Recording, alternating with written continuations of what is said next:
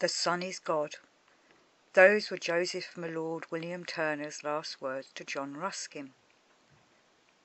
JMW Turner loved to paint the sun. JMW Turner loved to travel, walk in the countryside of England, Scotland and Wales in search of peace, tranquillity and a good scene to paint. Turner used to love to gaze at the sun. In fact, he did so much sun-gazing that he developed cataract. The beautiful sun that gives us light and sustains life.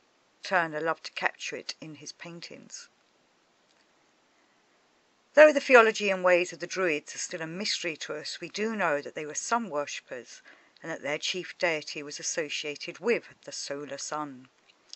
We still do not know if it was the Druids who erected the megaliths of standing stones and stone circles, but they did make use of them for their solar and lunar worship. One wonders what else Turner knew of Druidic practice. For Turner created an impressive painting of the Stonehenge scene. He was quite taken in by the atmosphere of the place and commented on the light and shadow that the site had around it. But does this painting have a pagan link to it? A storm of thunder and lightning is passing over the stones in this scene. The Druids were said to sacrifice to their gods, human sacrifices, and there in Turner's painting is a dead shepherd struck by lightning, lying there looking like a sacrifice to the stones. I'm not saying that Turner was inaugurated into the Druidic way. Rather, I believe that he was a natural Druid, or maybe he was a Druid in a past life and is carrying through into his present life those Druidic tendencies. He carries those past inclinations from a life as a Druid that are embedded in his soul.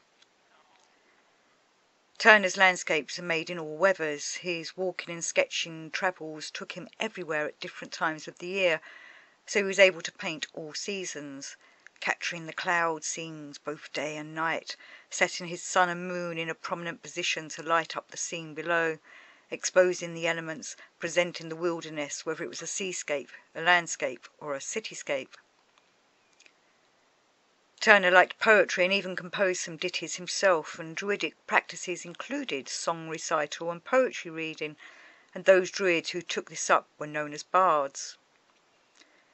Turner had taken an interest in the history of the Druids and bards who had lived in Wales.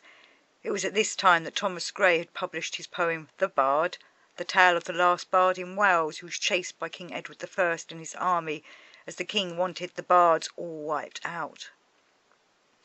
In one of Turner's watercolour paintings of Welsh castles, he adds a bard into the foreground of a scene of Carnarvon Castle.